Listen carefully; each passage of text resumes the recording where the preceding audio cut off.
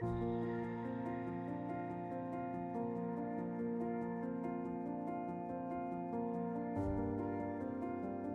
so over the Christmas holidays, I bought myself a Christmas present. I bought 6 different books. I bought a mixture of biographies and learning books and then some fiction.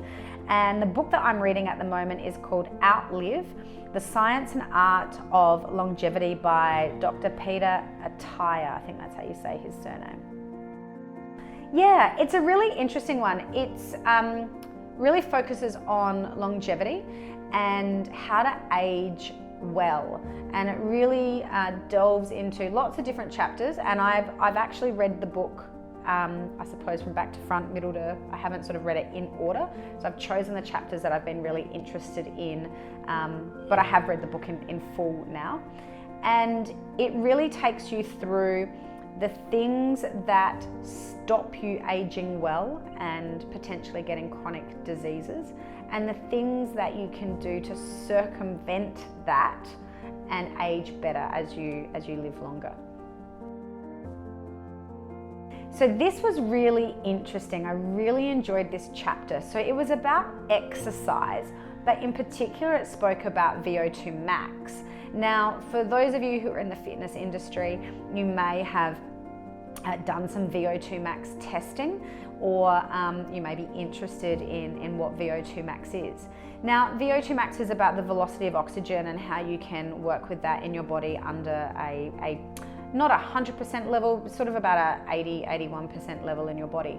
And what Dr. Peter sort of finds with this is that he took a whole heap of athletes. Now, most of these athletes were elite athletes and they were cyclists, and he looked at them over a period of time.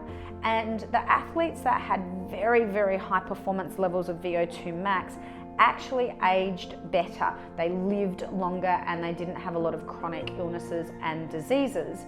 And what he found is people that don't have a good VO2 max, who can't actually work their body hard, don't live longer at all.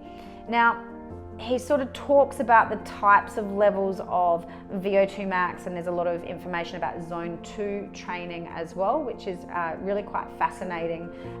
That zone 2 training is quite important as well. So for those of you who don't know what zone 2 training is, it's working at about 75 to 78% of your maximum capacity. So you're in a bit of a huff and puff situation, but you're not absolutely exhausted.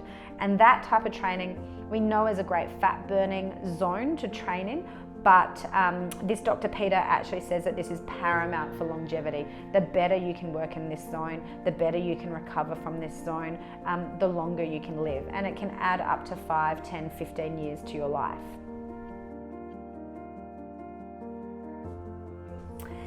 So look, this is, for me, this is one of those, this is the reason why I'm so passionate about what I do.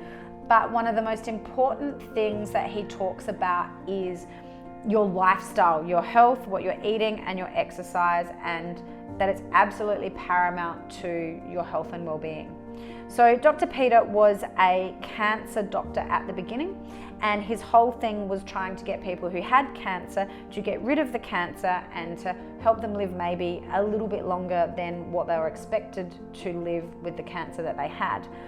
What he found was that he was saving people for a little bit of time, but they died anyway because of the disease. And his whole concept over many years of being a doctor who was cutting out cancer was, what about if we took this other step and we went before the person had cancer, and what could we do to prevent them to get cancer? And all that came down to was lifestyle, food, and exercise. So he decided to become a longevity doctor and really work with how you can eat and move and exercise better than all the preventative stuff that's out there at the moment, which is take some pills, and you know that's what doctors are telling people at the moment. You go in there, you have high blood pressure, you have pre-diabetes. They sort of tell you should be eating better, they tell you that you should be exercising, but they don't really give you the blueprint on what that looks like. And this book sort of delves into potentially what that blueprint could look like for you. This is where he doesn't really, and I liked this because a lot of the books I read are very much about whole food plant-based, or very much about your protein, your carbs and your fats, your macros and your micros, where he really has done everything. He talks very openly about the restrictive dieting that he has done, the fasting dieting that he has done, and he's really come down to a very plain diet, a whole food diet, eating lots of color, fresh veggies, protein as well.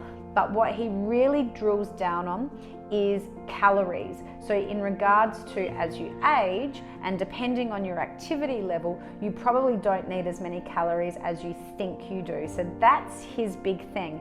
He also talks about DEXA scanning as well, so you can understand where you're at with your body and how many calories, or what your BMR, your base metabolic rate is, and what you should be eating on a regular basis. So that was really an interesting thing for me. He didn't really, it was quite a broad, open perspective in relation to nutrition, which I really liked. It was a nice, fresh view.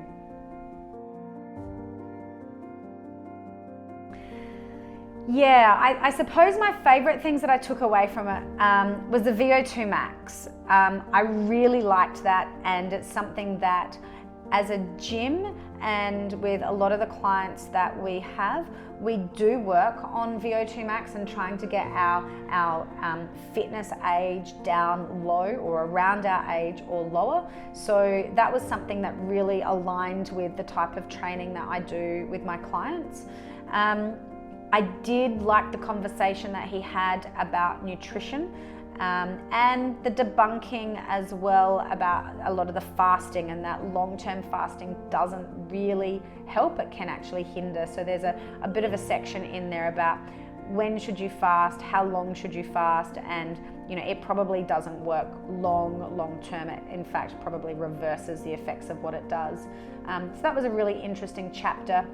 I always like to read something which quantifies my own learning. So the whole book is about preventative. So start eating healthy, start exercising, and that's going to help you live longer.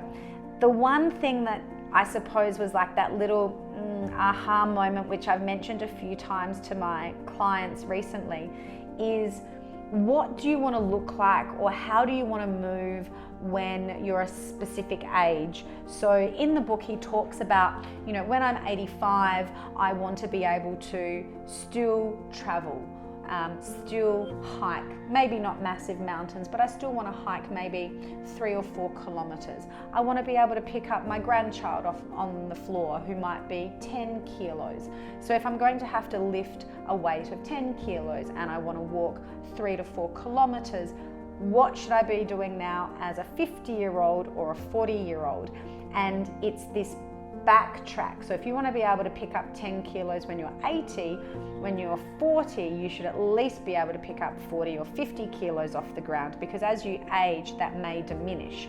So that was something that I really liked. And for some of my aging clients, that was a really good conversational piece to sit there and go, if you can't do something now and you want to, what's that going to look like when we add 5, 10 or 15 years?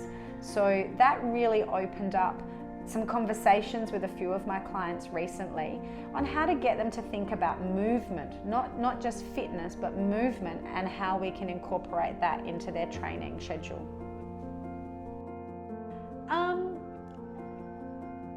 Look, I think the whole thing about reading stuff like this is it expands your mind and teaches you things.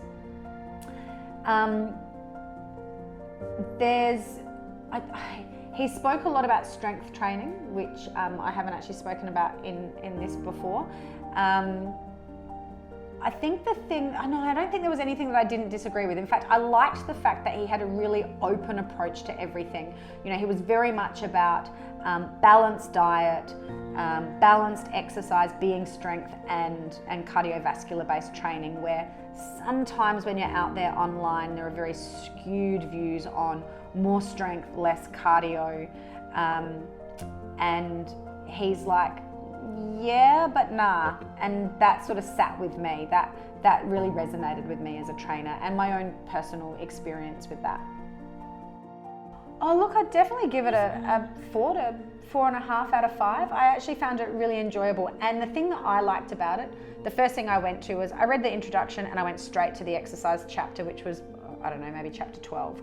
And then I jumped to the nutrition one, and then I jumped around, and it didn't really feel like I was missing out from not reading from cover to cover. So that was something with this book in particular I really enjoyed, that I could just take the chunks that I really wanted to take at that time. But in total, I've read the whole book. Look, it's a really easy read. There's nothing too tricky about it. Even though he does talk about some complex things, he keeps it in a really easy manner to understand. So if you're interested in health and well-being and living longer, but living longer and with energy and exuberance and life, and not sitting in a nursing home, I would definitely read the book. It's a good one.